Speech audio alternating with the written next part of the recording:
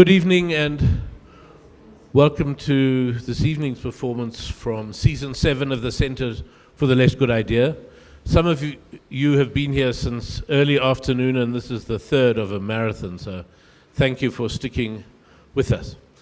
The seventh season we had as a theme, my co-curator, Pala Ukuditsepala, and myself, we had as a theme thinking about text, working with existing texts. And some of the directors and performers started with text, but then went off away from the text. Some of them used the text as a prompt to do something that became a dance or a piece of music. And so it spread out from this initial impulse. So some of the pieces are very closely connected to text, and some have a much more tangential, and some have taken rhythms from text but gone on their own journey, all of which you will see this evening.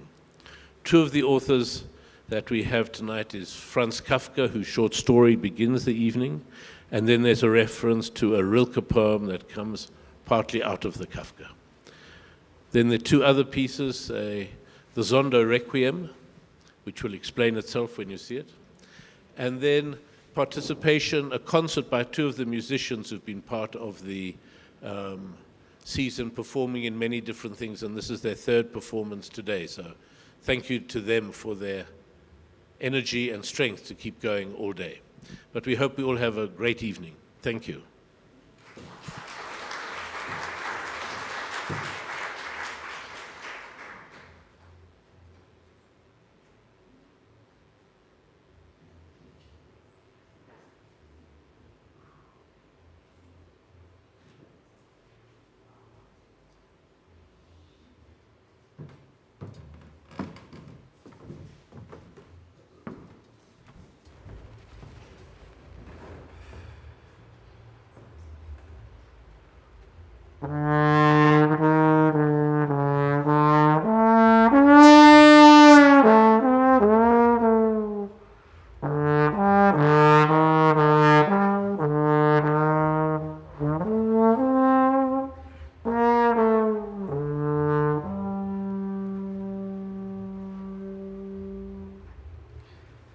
During this last decade, the interest in professional fasting has markedly diminished.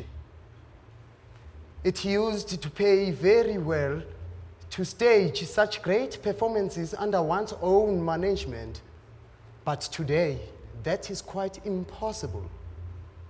We live in a different world now.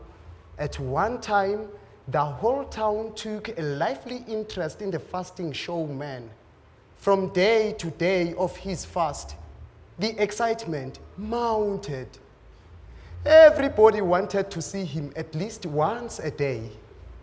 There were people who bought season tickets for the last few days and sat from morning till night in front of his small bird cage.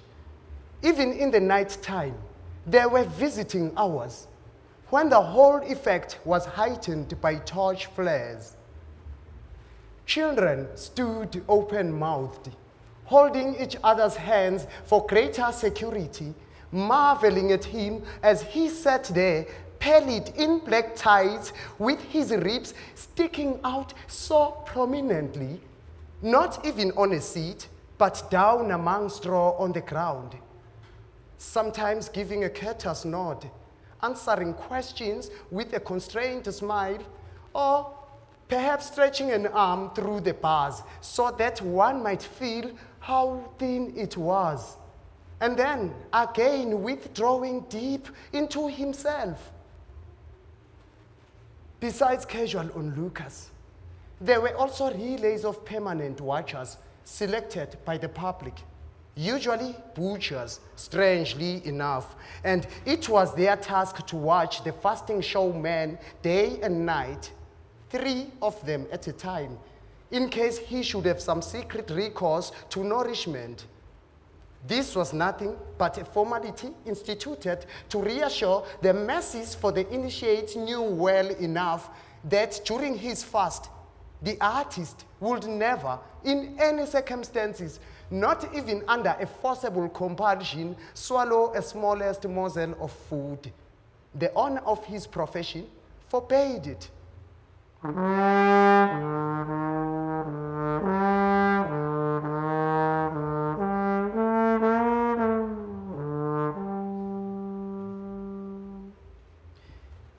one could possibly watch the fasting showman continuously day and night. And so, no one could produce first-hand evidence that the fast had been rigorous and continuous. Only the artist himself could know that. He was therefore bound to be a sole completely satisfied spectator of his own fast. Yet for other reason, he was never satisfied. It was not perhaps mere fasting that had brought him to such skeleton thinness that many people had regretfully to keep away from his exhibitions because the sight of him was too much for them. Perhaps it was dissatisfaction with himself that had worn him down, for he alone knew what no other initiates knew, how easy it was to fast. It was the easiest thing in the world. He made no secret of this, yet people did not believe.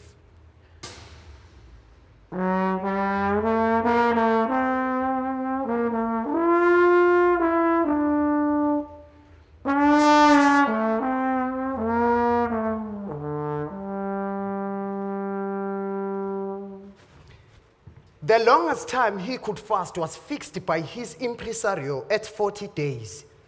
Beyond that term, he was not allowed to go, not even in great cities, and there was good reason for it too. Experience had proved that for about 40 days, the interest of the public could be stimulated by steady pressure of advertisement. But after that, the town began to lose interest. Sympathetic support began notably to fall off. So, on the 40th day, the flower-bedecked cage was opened. Enthusiastic spectators filled the hall. A military band played. Two doctors entered the cage to measure the results of the fast, which were announced through a megaphone. And finally, two young ladies appeared, blissful at having been selected for the honor to help the fasting showman down the few steps leading to a small table on which was spread carefully chosen invalid repast.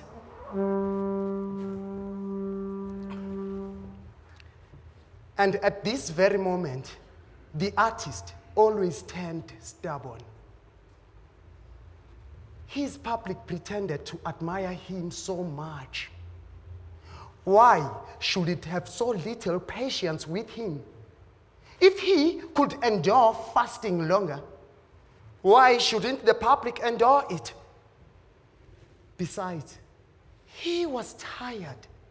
He was comfortable sitting in the straw, and now he was supposed to lift himself to his full height and go down to a meal, the very thought of which gave him a nausea that only the presence of the ladies kept him from betraying, even that with an effort.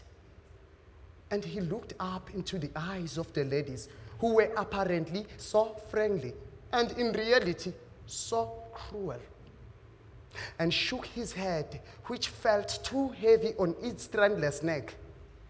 But then there happened yet again what always happened. The impresario came forward without a word, for the band made speech impossible, lifted his arms in the air above the artist, as if inviting heaven to look down upon its creature here in the straw, this suffering martyr, which indeed he was, although in quite another sense grasped him round the emaciated waist with exaggerated caution, so that the frail condition he was in might be appreciated, and committed him to the care of the branching ladies, not without secretly giving him a shaking, so that his legs and body tottered and swayed.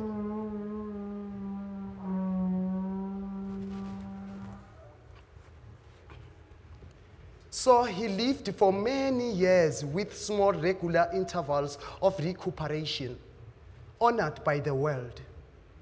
Yet, in spite of that, troubled in spirit. And all the more troubled because no one will take his trouble seriously. What comfort could he possibly need? What more could he possibly wish for? A few years later, when the witnesses of such scenes called them to mind, they often failed to understand themselves at all. For meanwhile, the aforementioned change in public interest had set in. It seemed to happen almost overnight. There may have been profound causes for it. But who was going to bother about that? At any rate, the pampered fasting showman suddenly found himself deserted one fine day by the amusement seekers, who went streaming past him to other more favored attractions. For the last time, the impresario hurried him over half Europe to discover whether the old interest might still survive here and there, all in vain, everywhere, as if by secret agreement. A positive revulsion from professional fasting was in evidence. Of course, it could have not really sprung up so suddenly as all that, and many premonitory symptoms which had not been sufficiently remarked or suppressed during the rush and glitter of success now came retrospectively to mind. But it was now too late to take any countermeasures.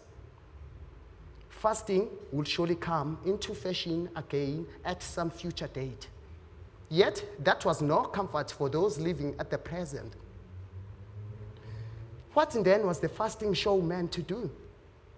He had been applauded by thousands in his time and could hardly come down and showing himself in the street booth at village fairs. And as for adopting another profession, he was not only too old for that, but too fanatically devoted to fasting. So he took leave of the impresario, his partner in an unparalleled career, and hired himself to a large circus. In order to spare his own feelings, he avoided reading the conditions of his contract.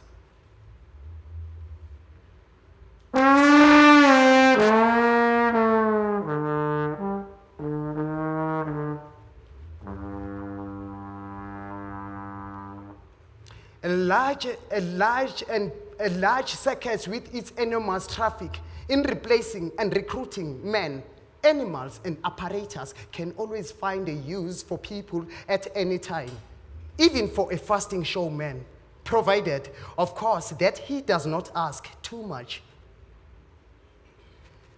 A large and gaily painted placard made a frame for the cage and announced what was to be seen inside it.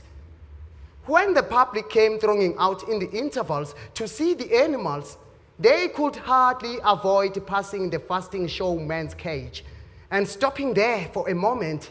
Perhaps they might even stayed longer, had not those pressing behind them in the narrow gangway who did not understand why they should be held up on their way towards the excitement of the menagerie made it impossible for anyone to stand gazing quiet for any length of time.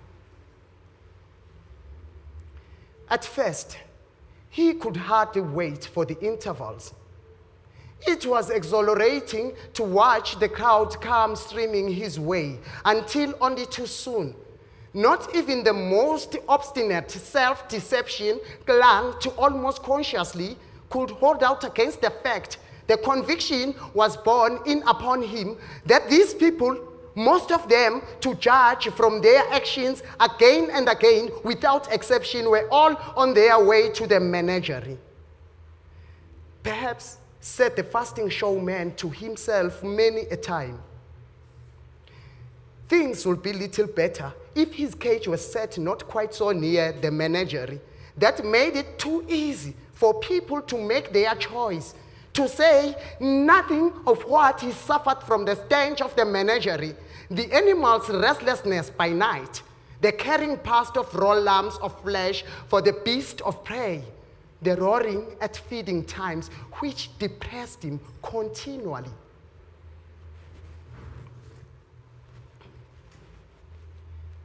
The fine placards grew dirty and illegible.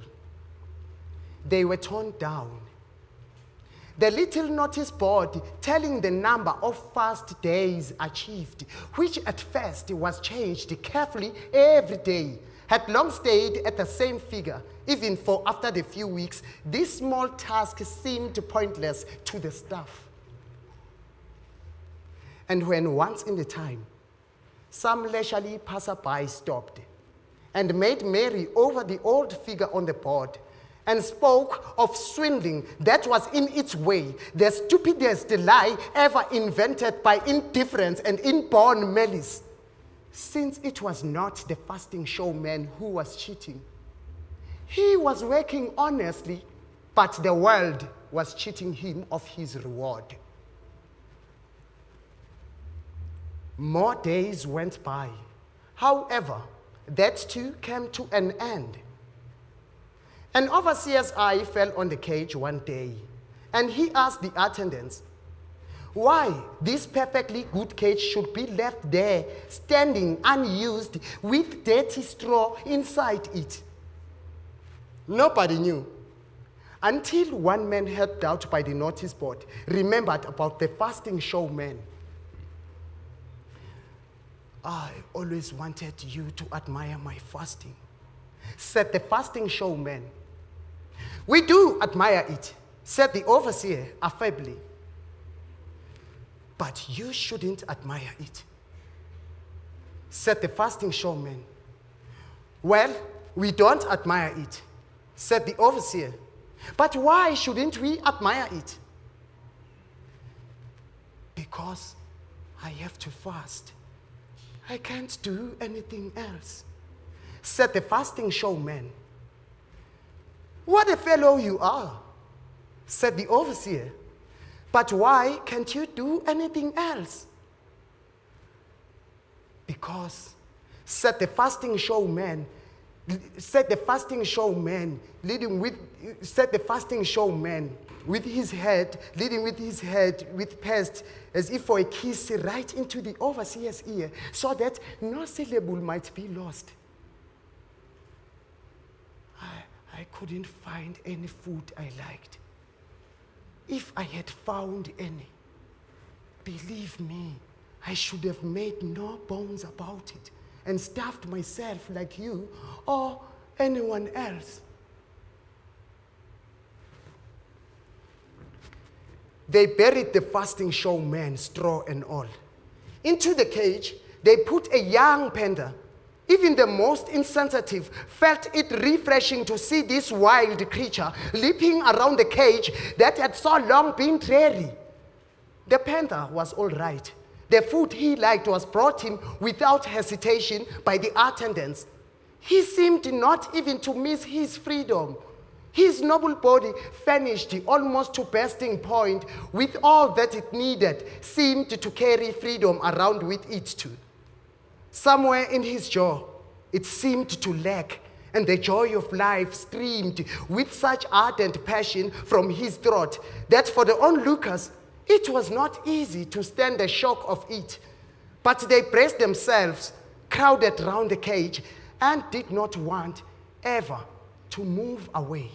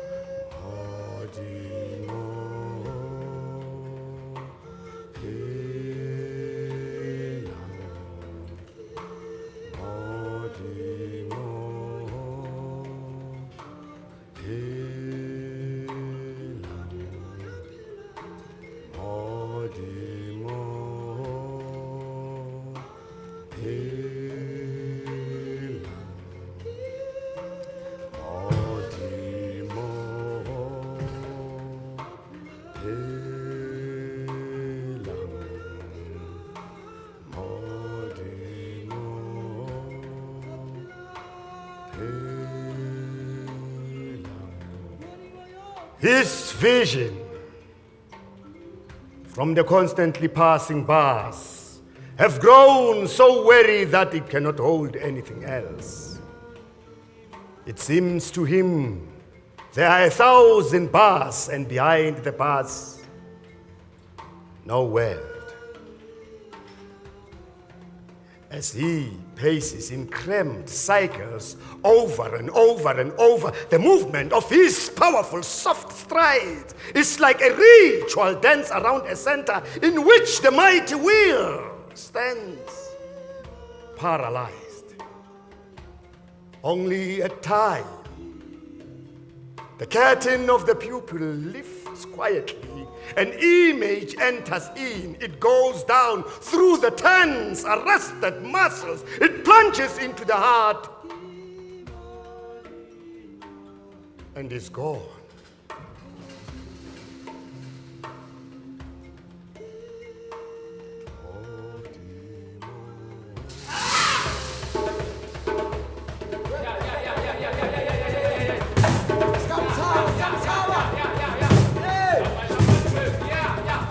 As he paces in cramped cycles over and over and over, the movement of his powerful, mighty soft strides are like a ritual dance around a center in which the mighty will stands paralyzed. Only at time the curtain of the pupil lifts up quietly. It goes down through arrested muscles. It plunges into the heart and is gone. As he paces in cramped cycles, around cycles, over and over and over and over and over and over, the movement of his powerful movement. As he paces in cramped cycles, over and over and over and over and over, the movement of his powerful around a center in which the mighty will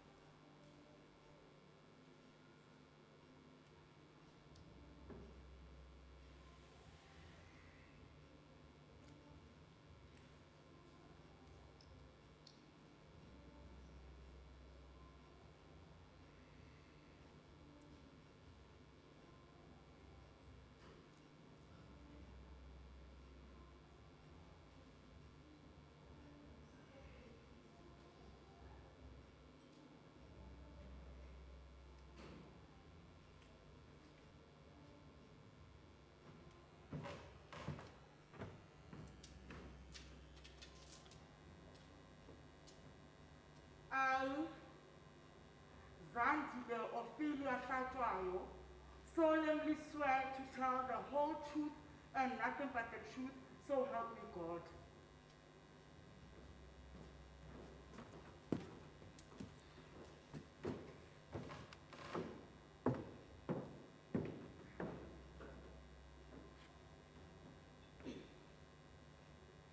I, Mulebogeng Onikapiri, solemnly swear to tell the whole truth and nothing but the truth. So help me God.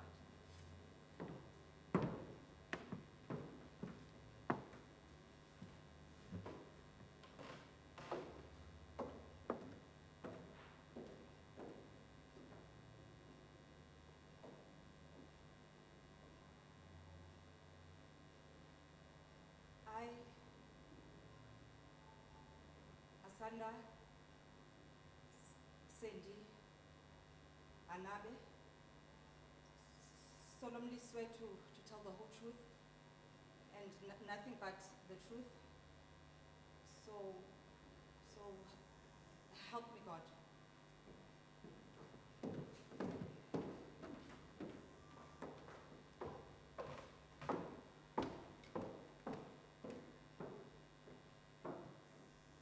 I, Sibusisiwe Uhlema Zibuko, solemnly swear to tell the whole truth and nothing but the truth, so help me God.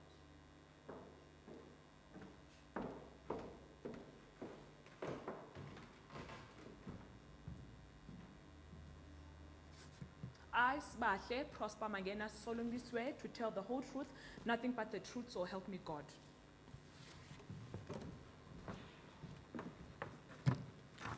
I, Zandile Ophelia Hlatwayo, solemnly swear to tell the whole truth and nothing but the truth, so help me God.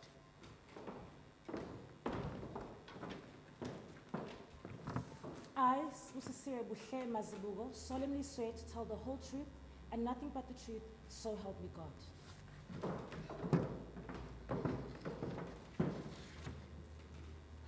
I, Mulebogeng Onikapiri, solemnly swear to tell the whole truth and nothing but the truth, so help me God.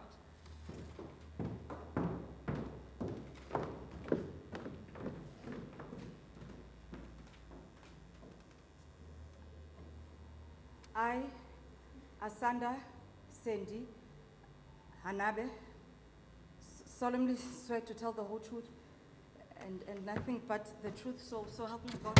I, Zandile Ophelia, solemnly swear to tell the whole truth and nothing but the truth, so help me God. I, Sbahle Prosper Magena, solemnly swear to tell the whole truth and nothing but the truth, so help me God. I, Sibusisiwe Uhlema Zibuko, solemnly swear I, to tell the whole Mulebogeng truth and nothing but Onikapiri, the solemnly truth, so swear help me to God. tell the whole truth and nothing but the truth, so help me God. I, Zandile Ophelia Hlatwayo, solemnly swear to tell the whole truth and nothing but the truth, so help me God. I, Sibusisiwe I, Uhlema Zibuko, Mulebogeng solemnly swear to tell the whole solemnly truth swear to and tell the nothing whole but the truth truth, and I, nothing but the truth. I, Sibusisiwe Uhlema Zibuko, I, solemnly swear to tell the Asanda, Sendi, Anabe,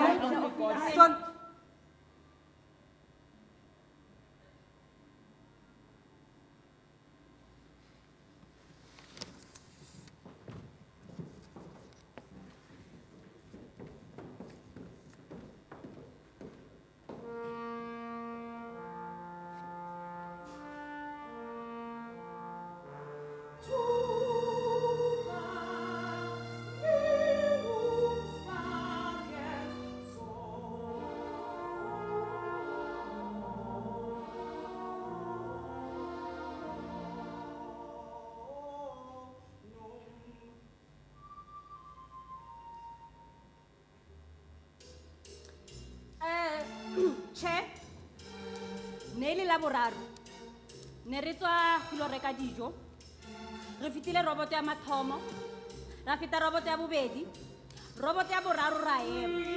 Ha re ema yalo, Thabiseng a ba founela mama gage. Ha founela mama gage, ke a bona dikoloi tsa mapodisa. Dikoloi tsa mapodisa ne di eme stele, mare mapodisa ne a seyo ka mogara dikoloi tsa bona.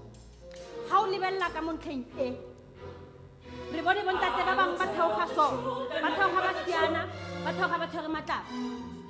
Ha ba theoga yalo ba tshwere matlapa, ne ba tlhapa mapodisa ao ka matlapa.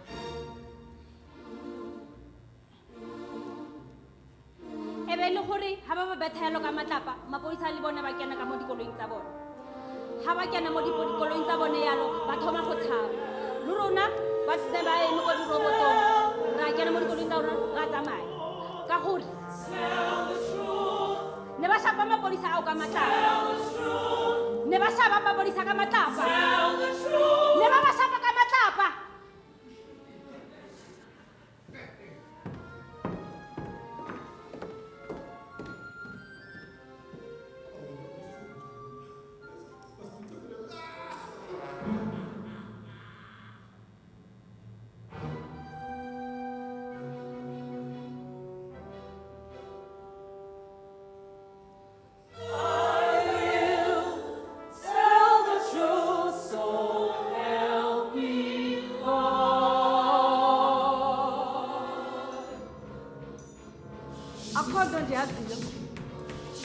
Akhonto ndiyaziyo mna.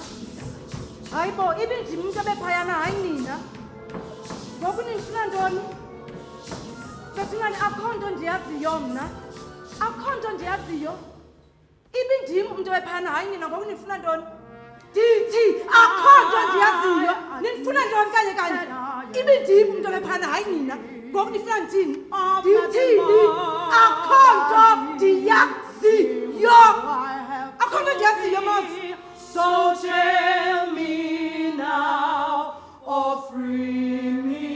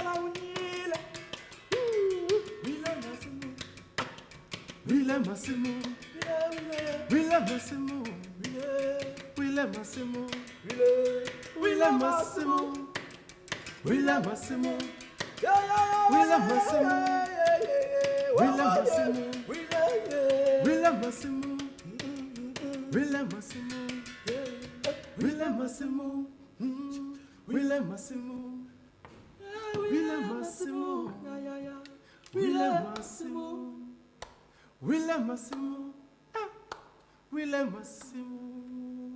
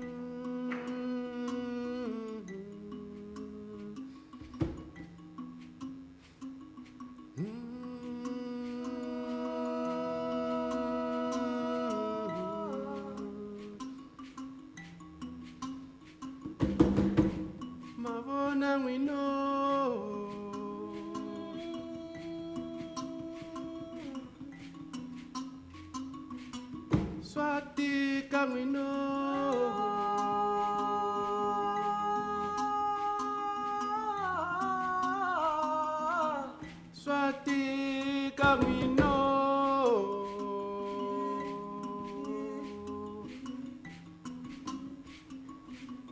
Nzikomeleni wina mane Nzikomeleni wina mane Swati kamino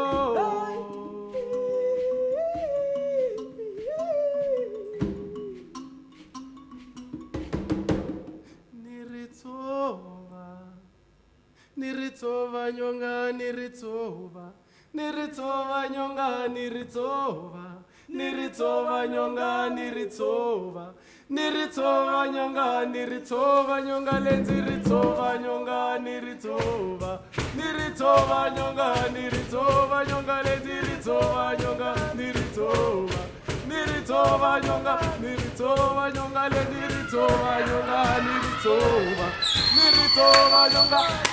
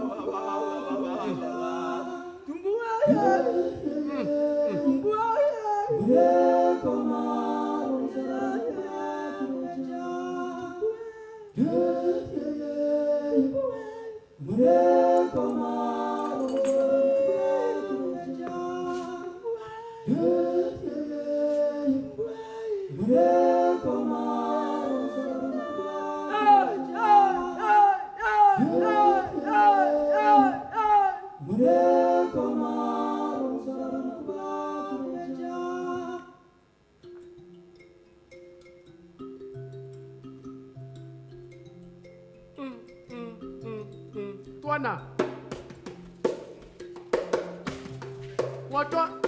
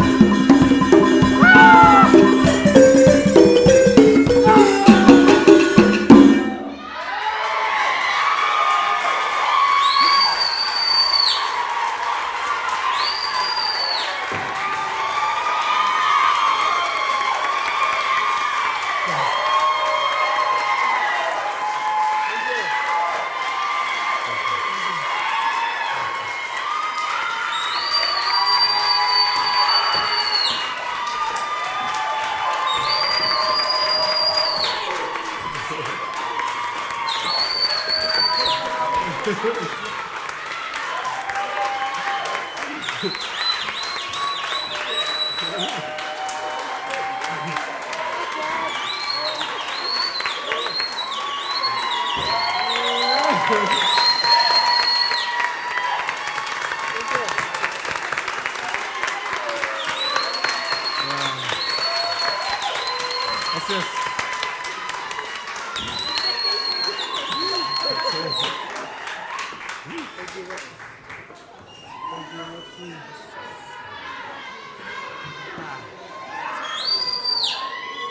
you.